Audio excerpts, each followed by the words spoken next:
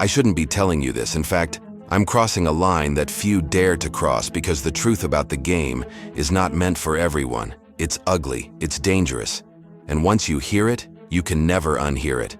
We live in a world that worships kindness, fairness, and virtue, but Machiavelli saw the game as it truly is. Success doesn't reward goodness. It rewards ruthlessness, disguised as virtue. The truly effective don't play by the rules. They write them. They smile in your face while studying your weaknesses, and you will thank them for the lesson they plan to use against you. They make you believe they're noble while quietly moving pieces into place. Most people will never learn this because they can't handle it. They're too afraid to look at how the world actually works. But if you're still here, it means you're ready. Ready to see what others are too blind or too weak to confront. What I'm about to reveal isn't just advice. It's a weapon. Use it correctly and it will change your life forever. People love to dress ambition in white robes. They like to believe the successful rose because they were honest, noble, and clean. This is the bedtime story the world tells itself so it can sleep at night. Machiavelli stripped that illusion bare. Triumph is never pure, never innocent. Every throne has blood under it. Every fortune has secrets sealed inside it. Every person at the top stepped over someone to get there, whether they admit it or not. The history books polish reputations. The ledgers whisper the truth. If you read closely, you will see betrayal, pressure, strategy, intimidation, timing. That is the foundation underneath the sunny speeches and ceremonial smiles. The weak hate hearing this because it shatters their comforting beliefs. They want to think goodness alone wins, that merit rises naturally, that the best person always triumphs. If that were true, the world would be ruled by saints. Look around. Is it saints who hold the keys or predators dressed as gentlemen? People confuse politeness with innocence and charisma with honesty. That's the oldest mistake in politics, in business, in love. Words are costumes. Results are the bones beneath them. Machiavelli understood something essential. Advantage is not granted to those who wait patiently for it. It is seized by those willing to do what others won't. Those who cling to innocence as if its armor are always the first to be destroyed. Innocence doesn't protect you, it exposes you. The effective learn to play two roles at once. The benevolent face in public and the ruthless strategist in private. They sign treaties while plotting wars. They shake hands while planning betrayals. They deliver speeches about justice while sharpening the knife behind the curtain. And here's the most dangerous part. People believe them. They believe the smile. They believe the words. They rarely question what's happening behind the scenes because they want the story to be clean. It makes them feel safe. But you are not here to feel safe. You are here to wake up. Behind every empire, every CEO, every politician, there is a ledger written in calculation and opportunism. Not because they're evil for the sake of evil, but because survival at the top demands it. Accept this, and you stop asking the wrong questions. You stop asking, how can I succeed while staying completely innocent? And you start asking, what must I sacrifice to win? This doesn't mean you must become openly vicious. That's the amateur's mistake, showing fangs too early. True effectiveness hides its edge behind charm, generosity, and apparent virtue. Appear merciful, faithful, honest, even when circumstances force the opposite. You don't have to enjoy deception. You simply have to master it. Because if you refuse to use it, you'll be outmaneuvered by someone who does. The world will not reward you for being good. It will use you, drain you, and toss you aside while applauding the cunning person who took what you deserved. The arena doesn't corrupt, it reveals. It shows who is willing to get their hands dirty to hold position. It shows who understands that every crown carries a hidden dagger. We like to think corruption is a stain, an accident, a flaw in an otherwise noble system. That's the comforting lie. Corruption isn't the exception. Corruption is the system. Whenever authority gathers in one place, it bends everything around it. Wealth, favors, influence. These don't just cling to authority, they feed it. Every law, every institution, every noble-sounding ideal eventually becomes a tool for those who know how to use it. Those who refuse are pushed out, silenced, or devoured. People imagine corruption as envelopes of cash under tables and shady handshakes in the dark. Real corruption is bigger and subtler. It's entire governments passing rules that serve the powerful. It's companies writing the regulations they're supposed to follow. It's leaders trading favors, not because they're demons, but because that's how the game works. Rulers don't stay aloft by being virtuous. They stay aloft by being effective. Effectiveness always means compromise. A prince might speak about justice, but behind closed doors, he's rewarding loyal friends, punishing disloyal ones, and making deals to hold the throne. In theory, corruption is what happens when someone breaks the rules. In practice, the truly effective write the rules to justify their corruption. What looks illegal for you is perfectly legal for them. They don't cheat the system. They are the system. That's why every empire, every government, every corporation eventually rots from within, not because people are unusually wicked, but because power attracts ambition, and ambition demands reward. The longer someone holds position, the more they use it to protect themselves, their allies, and their wealth. Look around. Politicians leave office richer than they entered. Regulators take high-paying jobs in the very industries they were meant to police. Public money vanishes into private hands while speeches about serving the people echo in marble halls. Is this a mistake? Number. It's the natural state of things. The Machiavellian leader doesn't fight corruption. He manages it. He keeps it organized, predictable, and under his control. He decides who profits and who is punished. He makes sure no rival grows so powerful that the rot escapes his grasp. He doesn't eliminate decay, he directs it. What does this mean for you? Stop believing that clean hands can rule. If you climb high enough, you will compromise. You will choose between ideals and survival, and you will justify it because everyone does. The greatest trick rulers ever pulled was convincing the public that corruption is an anomaly, that bad actors occasionally infect a good system. In reality, the system is designed to protect its operators. When someone is caught, they're not punished for being corrupt. They're punished for being careless. Now listen closely. If you want to become what I promised, dangerous, memorize these 7 rules. They will get you labeled cold. They will also make you the calm center in rooms full of chaos. Rule 1. Build an unreadable face and a relentless ledger. Become a wall on the outside and a notebook on the inside. Your expression stays composed. Your words stay few. Your posture stays steady. Meanwhile, record everything. Who arrived late? Who rolled their eyes? Who interrupted? Who owed you? Who paid in full? Your ledger is not a diary. It's a weapon. It turns vague impressions into cold memory. The loudest in the room think they're winning. Your silence makes them overextend. You never correct them. You never interrupt their performance. You let the mask slip on its own. Later, a decision appears. Measured, final, inexplicable to them because you were counting cracks while they were collecting applause. Drill for Rule 1. Practice the 3-second delay. Before answering any question, breathe for 3 seconds. This makes people reveal more and trains you to respond, not react. Keep a physical ledger. Dates, names, micro-incidents, patterns emerge. The face stays blank. The page gets crowded. Rule 2. Be the first to define and the last to explain. The one who defines the frame controls the fight. Set terms early. Timelines, thresholds, meanings. Name the initiative before your rivals can name you. Then stop explaining. Explanations are discounts. Each extra sentence chips away at your position. Let others drown in their paragraphs. Your statements should be sharp enough to cut and short enough to echo. Machiavelli taught that appearance rules perception because people judge the surface. Sculpt the surface. Define boldly once, then refuse the tug toward endless defense. Drill for Rule 2. Write your definitions in advance. If a negotiation is coming, decide what words will mean. If urgent means 3 days to you, say so once. Say it early, then stop defending it. People adjust to definitions when they sense you will not move. Rule 3. Trade reputation for leverage, never the reverse. Most chase praise. They offer concessions to be liked and donate leverage to avoid discomfort. you'll do the opposite.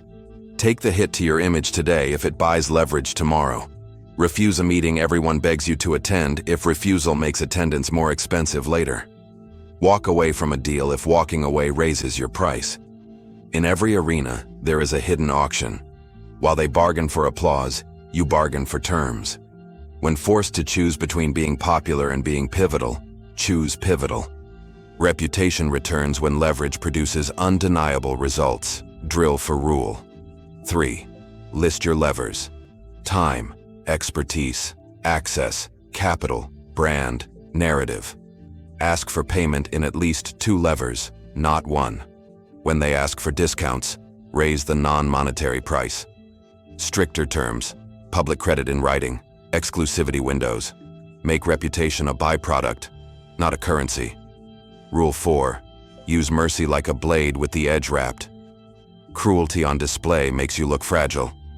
Mercy used correctly makes you look inevitable. When someone offends you, don't sprint to punishment. Wait. Take a beat long enough for them to feel uncertainty. Then cut the consequence to the size that teaches without theatrics.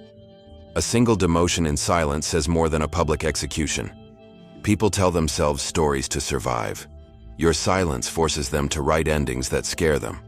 Mercy is not softness. Mercy is calibrated discipline. It keeps people within your orbit without making them desperate enough to burn it down. Drill for Rule 4. Separate judgment from sentence. Issue the judgment in silence. Your decision is final. Issue the sentence with math. Clear, proportionate, free of flair. People fear the ruler who measures more than the ruler who rages. Rule 5. Cultivate scarcity, then over-deliver in one stroke. Availability kills mystique. If they can always reach you, they will never reach for you. Withdraw strategically. Miss a few calls, decline invitations, become the person who appears rarely and changes the room when he does. Then over-deliver in a single controlled strike. A decision, a product, a speech, a move that shifts the entire conversation. People remember peaks, not averages. The dangerous craft peaks on a calendar they control, not on demand from the crowd. You are not a forset. Drill for Rule 5. Schedule absence. Put empty days on your calendar. Guard them like treasure. Use them to build the dramatic arrival that changes everything in an afternoon. Rule 6. Keep allies fed and rivals guessing. Allies starve when you hoard credit. Feed them visibly, but always from your table. Make them stronger in ways that make you indispensable. Meanwhile, let rivals guess about your true capacity. Give them 1 accurate signal and 3 false ones. In war, misdirection saves blood. In boardrooms, it saves time. Never reveal the full map of your resources. Make people plan around your shadow, not your shape. The dangerous do not chase enemies across the field. They plant flags, build supply lines, and wait for the impatient to collapse in the open. Drill for Rule 6. Map your allies by appetite. Those who want status, those who want security, those who want speed. Feed each appetite in its language. A single public thanks can buy a year of loyalty for the status hungry. A predictable paycheck buys quiet for the security hungry. A green light buys fire from the speed hungry. Rule 7. Master the pivot from chaos to order. Ambition climbs in storms. Leadership rules in sunlight. In upheaval, move fast, seize ground, and force errors. Once you hold the hill, slow the weather. Codify habits. Build processes that make your position look like nature. People forgive aggression if it becomes a routine that feeds them. Machiavelli warned that a ruler must change with the winds, translate chaos into calendars, panic into policies, hunger into harvest. The art is rhythm, ruthless when climbing, tranquil when raining. Drill for Rule 7. Write the first law the minute you win a hill. Codify a victory into a rule that makes the victory repeatable. Disorder is a ladder. Order is a dynasty. All 7 rules orbit the same star. Control of perception and tempo. You cannot leave your face to chance or your timing to the demands of others. You decide when to be seen, when to be silent, when to strike. That rhythm will get you labeled dangerous. Wear the label. It protects you from invitations designed to drain you. It scares away the curious who want your secrets without paying the price of discipline. The point is not to look evil. The point is to look inevitable. People like to believe information is free, that truth naturally spreads and balances the scales. History says otherwise. Information has always belonged to the effective, and they decide who gets to know what. Princes once ruled with messengers and spies.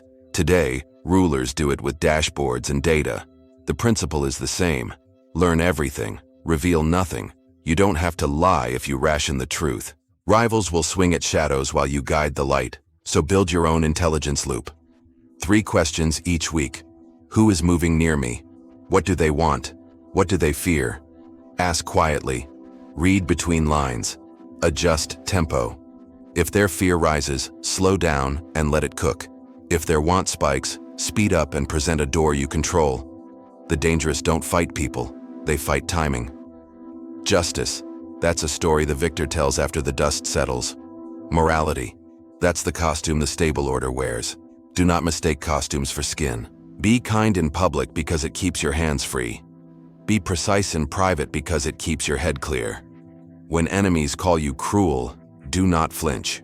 When friends call you cold, do not melt. You are not here to be warmed by applause.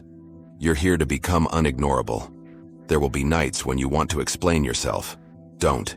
The need to be understood is bait. There will be days when you want to punish loudly. Don't. Noise ruins mystique and commits you to escalations you don't need.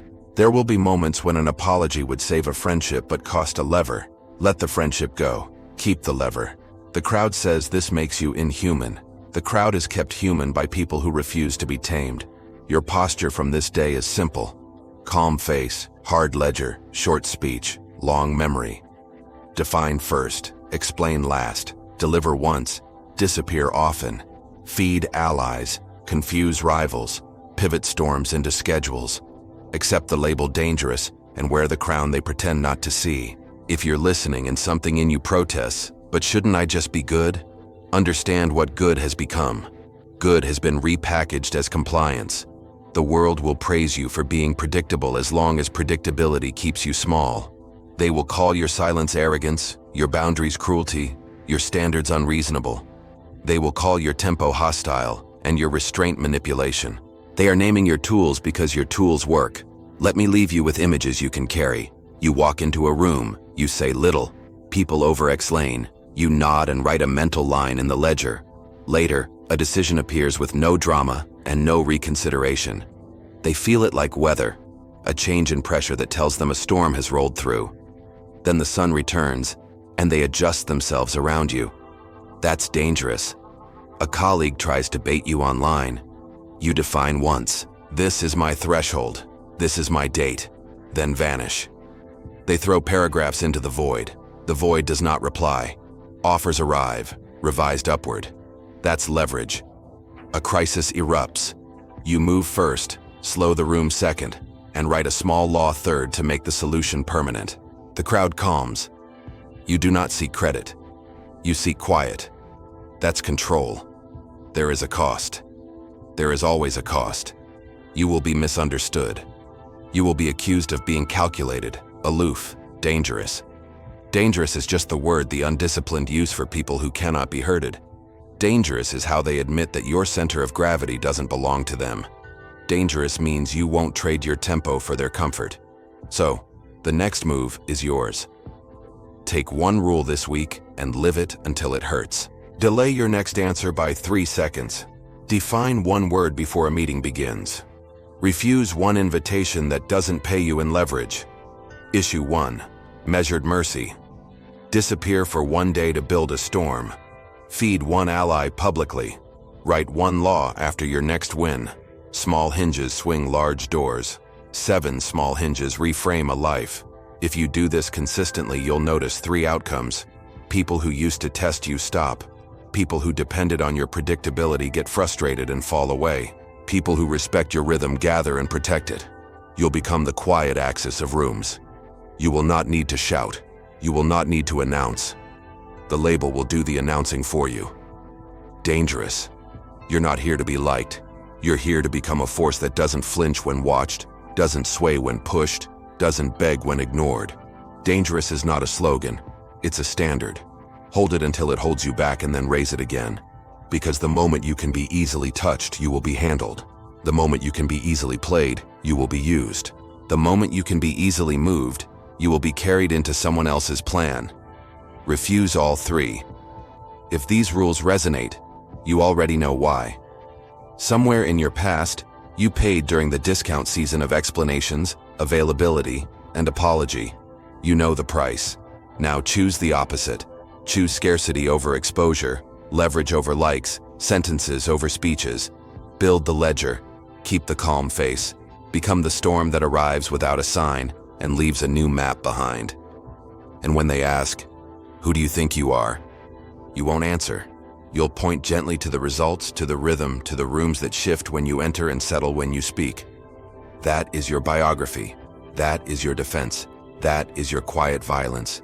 The day you no longer need to say it is the day you finally are it. Field notes for the relentless. In negotiations, silence is an offer. State your number, then fall quiet. The other side will try to rescue themselves from discomfort by talking. They will reveal timelines, budgets, and fears. Let them. Your stillness is a mirror that makes them see their own uncertainty. Dangerous is not invulnerable. It simply refuses to bleed on command. In teams, status games decide outcomes long before spreadsheets do. Seat placement, speaking order, who pours coffee. These rituals tell the room who believes they are central. Arrange rooms so that your chair anchors the shortest line of sight to every face.